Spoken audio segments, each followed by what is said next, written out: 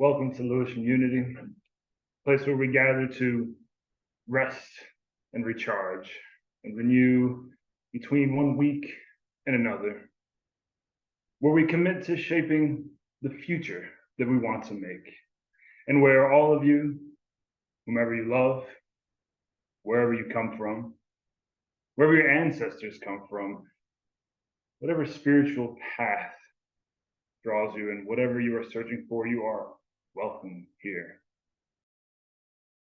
I'm Reverend Julio Torres, just an FYI. My pronouns are he, him, as you can see right here. This morning we start with the child's song.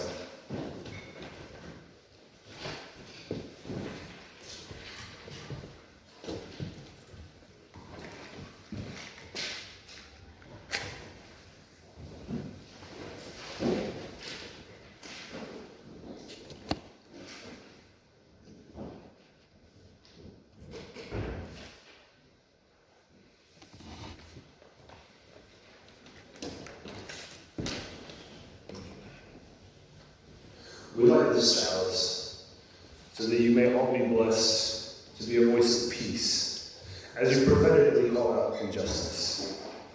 May your voice be your own, yet may it echo the wisdom of the ages. And this second candle is a candle for the children, those of today and those yet to be born. May you never know war in your lifetime. May you only ever be engaged in compassion, awe, and the search for truth. Yet may you never be vigilant and never grow complacent towards fascism, oppression, and the threat to love as a norm. Amen and blessed be.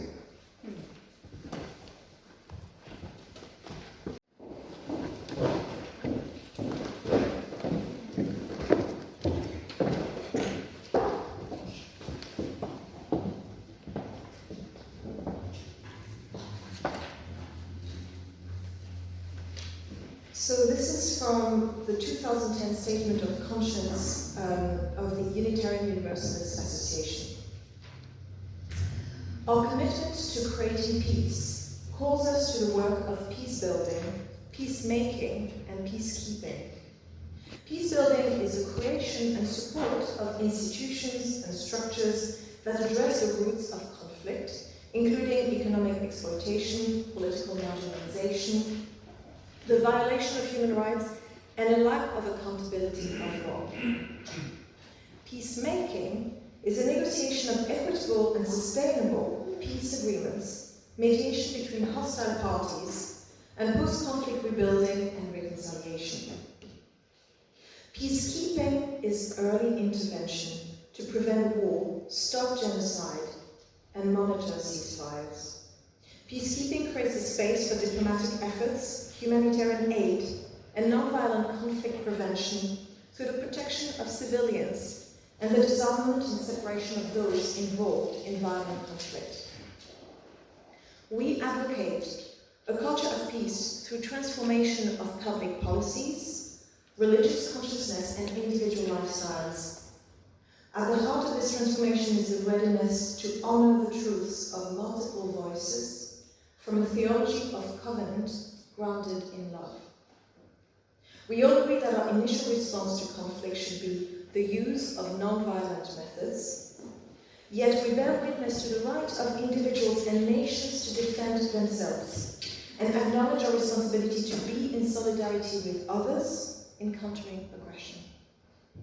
Many of us believe force is sometimes necessary as a last resort, while others of us believe in the consistent practice of non-violence.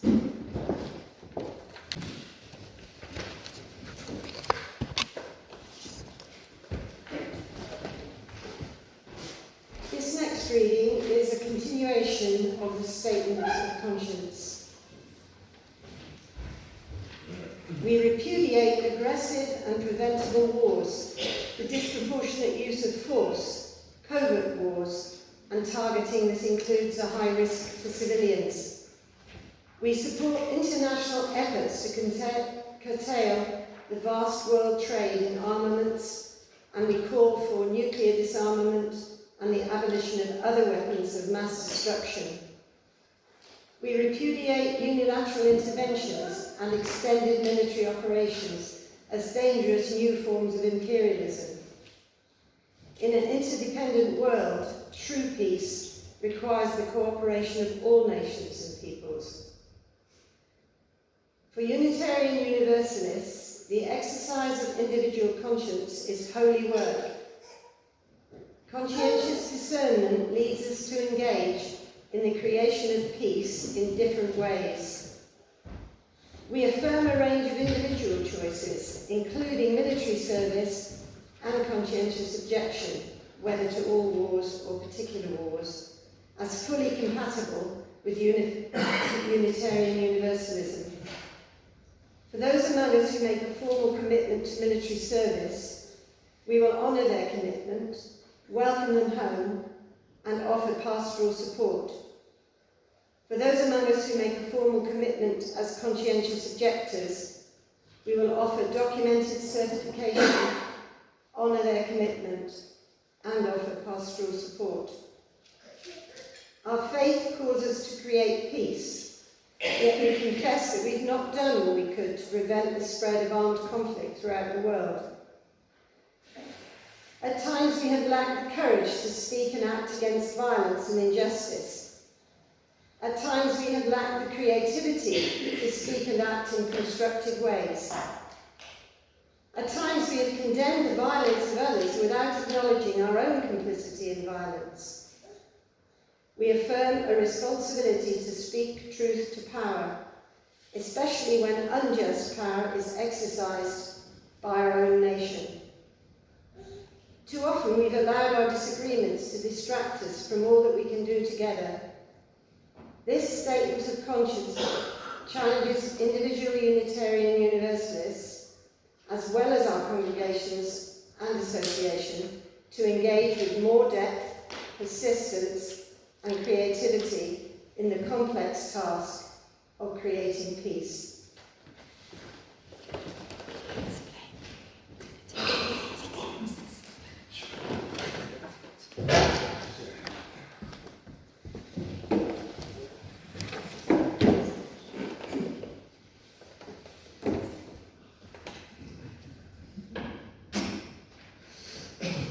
So, dearly beloved, just for those who aren't entirely aware, the Unitarian Universalist Association is our sibling Unitarians in the U.S., which is where I am from. If you haven't heard my accent, you've now heard it, and I am from New York City. But also, for those again who don't know me, as a minister, there's a lot of things I do. But things I am proud to do as part of the anti-war movement as a veteran for peace. So, for all my sins or glory, depending on how one views it, I was in the U.S. Army, so I am a veteran for peace nowadays. And when I made this service, originally it was for an event called Fuse in June. Some of you were there, some of you didn't get to go. Shame, it was a lovely event, and it was centered on peacemaking. Now, the problem with any good peace sermon, crazy things happen on a regular basis in the headlines. And when I first drafted this, it was about a month it took me to draft it, and I had about 6 versions. And I'm sure I've had another 12 since. And this was back in June, late June. Now, those are all my cards on the table. Veteran, minister, peace-loving. But, I'll admit, in all these things, I don't have much unique stuff to say. I may have a unique perspective. But I will say, again, putting all my cards on the table, when I was a teenager, I thought the only path to peace was through nuclear war. And no, I am not proud of it. I am not proud of it at all. And that was even before the attacks on 9/11. Again, being from New York, I took it quite personally. But 20 years ago, my later teens, I had joined the U.S. Army. And I supported this idea that was going around at the time that we must, get rid of the weapons of mass destruction. All the propaganda was spread at the time. But of course, now, 20 years later, I wish I had a few words with my younger self. Again, I was 13 when 9/11 happened. The Twin Towers were wonderful sights to behold throughout my childhood. And then, one day they were gone. A cloud of smoke that took days to get rid of. And I stood in disbelief that day as my father pulls me out of school. And again, a few years after, I joined the military. And I think to myself, at that point, 9 years later, I had thought to myself, if Trump gets elected and we go to war with Iran, I'm definitely leaving the military. That being said, I changed my mind as to leave just when Trump got elected. I was like, no. I'm not going to wait for the Iran part. But again, at that point, 4 years after the war on terror started, it had already claimed so many lives, potentially 1 million. And according to some estimates, that's, again, direct and indirect causes. If there's any takeaway you have from today's service, be more creative than I was as a teenager in thinking and acting on pathways to peace. I know what you're thinking, Julio. You set it in a real high bar, buddy. I know. How can you have peace without bombs, after all? Am I right? He says sarcastically.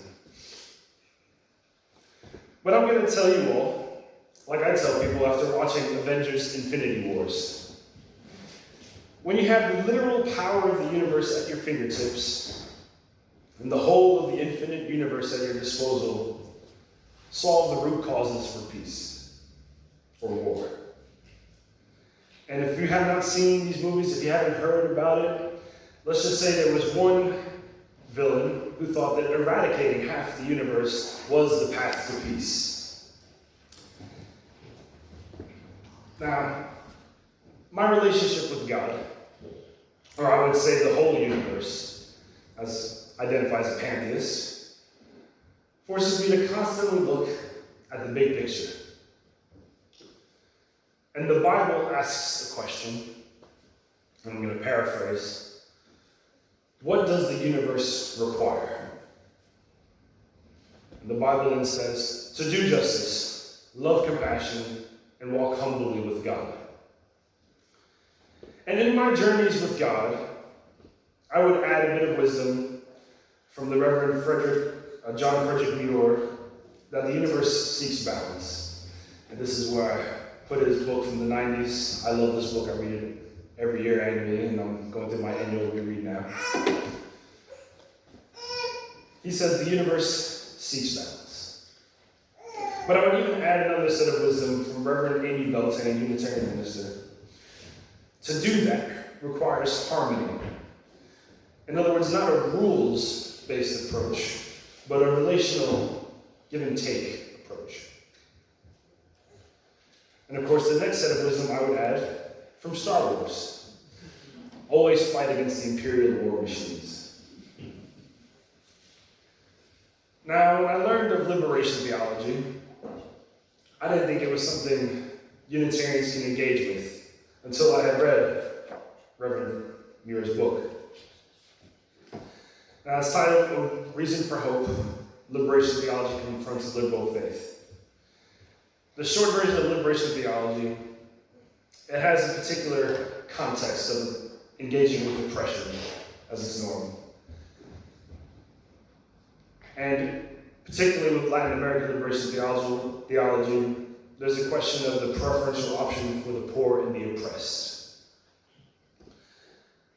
Now, if we were to take this idea, take it as a UK, setting, that might also mean confronting the legacy of empire, of white supremacy and fragility, of elitism, and all the discriminations that I don't have the time to name at the moment, but I'll get to.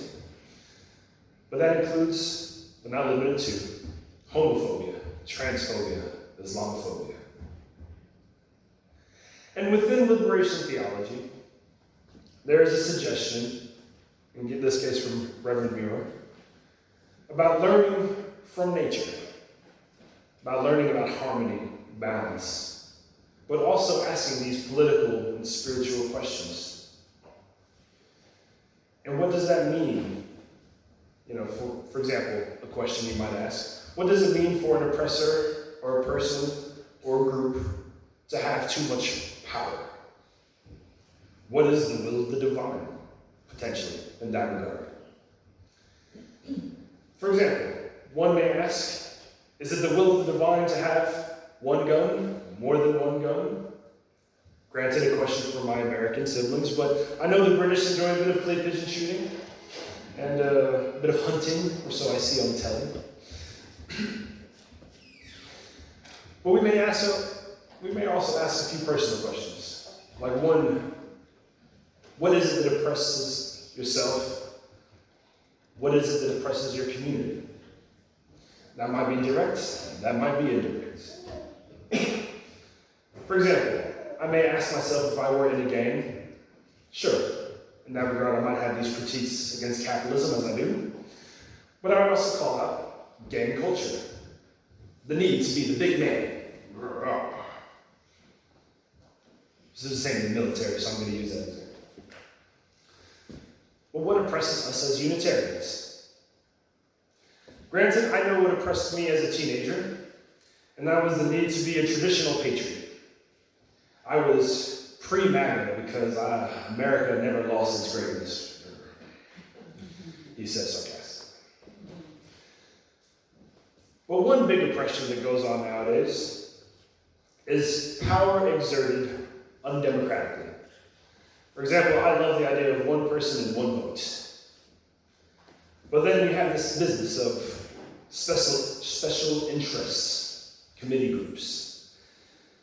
You know, when you can fund massive special interest lobbies, that puts you at a powerful advantage over the poor and the oppressed.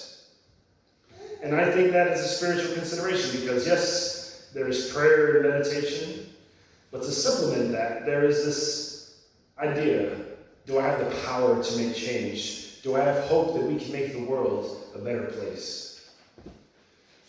And again, as per my Veteran Against Peace status, as part of the Unitarians for Peace and Justice in Palestine, and of course the Unitarian Peace Fellowship, just a few plugs out there. I hear that there was a $6.5 billion increase on defense spending in the UK a few months ago. And my military self wonders, how much of that is going to corporations? You know, instead of improving, the NHS, providing social housing, ending homelessness, supporting those with mental health or accessibility needs, there's a few things. But Liberation Theology continues to ask, or at least I certainly do on its behalf, should people be allowed to hoard so much wealth? What can we do to share power? Again, an earlier draft of this message had a whole lot of numbers, and I would have bored you, and y'all would have left, maybe fallen asleep. But I have to ask, if you have billionaires, and you have millionaires, or at least those trying to get more than 30 million pounds, you know, there's that question we can ask, is this what God wants? Again, theology of God aside, it's a question for the mind. But of course, you may just say to yourself, well, Julio, what in God's name? He uses the phrase loosely. What does this have to do with peace? And I ask us, what are the root causes of war? Is it control of resources? Is it territory? Will it be for mineral wealth, oil wealth, access to ports? I think it's a spiritual concern that we think to ourselves, we as a global society can rid ourselves of national rivalries. If the world can systemically wipe out poverty, if the world can recognize the true dignity and power of people, will we have peace?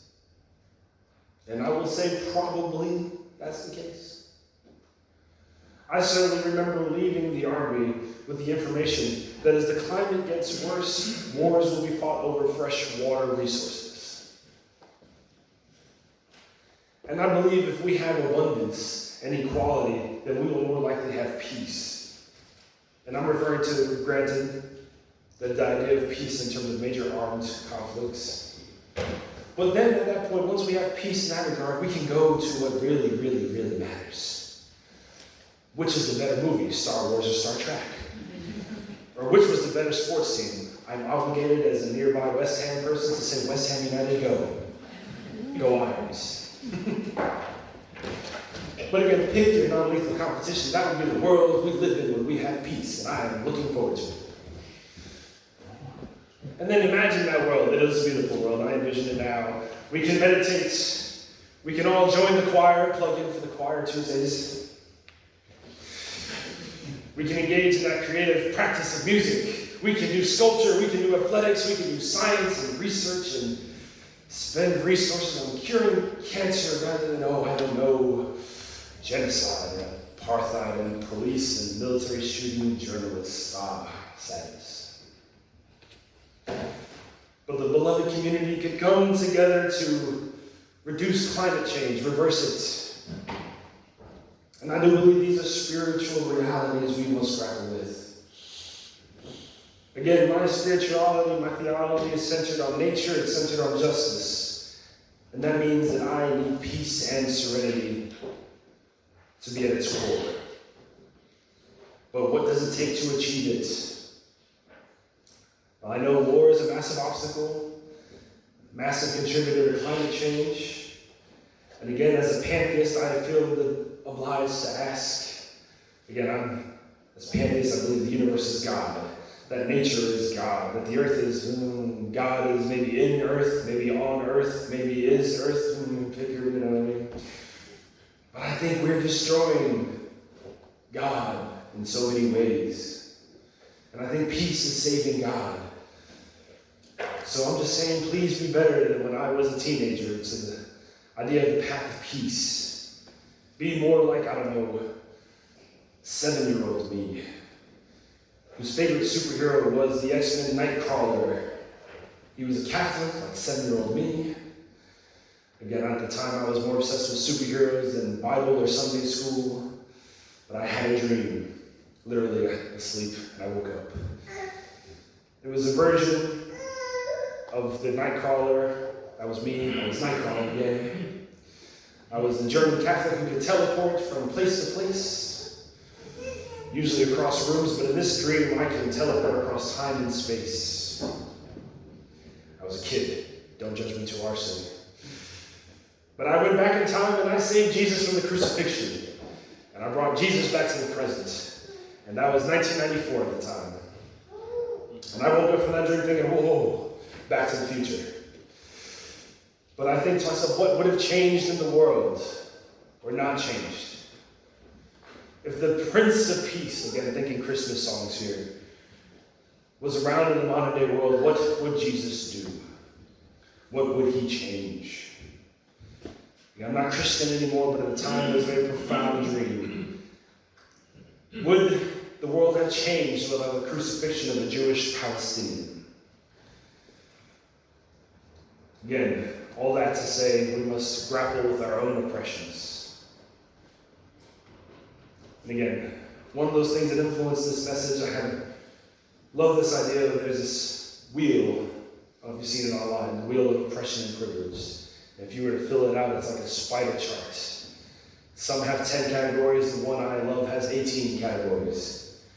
And this is where I go into various things. Again, clockwise on the wheel. Give me a second, there's 18 categories. I am a light-skinned, Puerto Rican, cisgender man, neurotypical-ish, post-PTSD, able-bodied, upper end of poor, middle-class, middle-aged adult, and a homeowner. I have a master's education, I can drive, I'm in a heterosexual marriage, I'm not a British citizen, but I'm a permanent resident who works a full-time job and a quarter-time job. I'm a native English speaker, and a very large body size. That's right, I might be tall, but I'm overweight, and that damn BMI is an oppressor. Yes, indeed. But the doctors, I'm sure, have good reason. You know. Again, I went through 18 categories. When I did that, I tell you, it was a lot. But it needs to be done. Because I know that I am in some ways privileged, and I know in some ways I am oppressed. And in my life, again, going from 13-year-old nuclear war Julio to now, I've changed with the power of love. And I hope today and in your life, you find love in action. You find love in community. You find paths to peace and justice. Don't support the empire, that's not where peace will come, in my humble opinion. Try not to support war. Don't support preemptive strikes. They're usually a lie. But look into yourself. Look at that legacy of empire that we live in to this day. And dearly beloved, please, please, build that beloved community, that paradise on earth of abundance and equality and peace to counteract the evils of poverty and militarism and racism and so many discriminations under the sun. Again, we as Unitarians sometimes wonder, what do we give to the world? What can we say to the world? And I'm not talking about a belief in a particular theology of God. I'm just saying we can say the following sentence. Peace comes from liberation from oppression. And it is our duty to find what oppresses us. As we liberate ourselves, as we liberate our communities, as we liberate the world, regardless of theology. Okay, we can find a snappier phrase, but you catch my drift. We can say something to that effect. Dearly beloved, I thank you all for listening. The rantings, the mad Julio.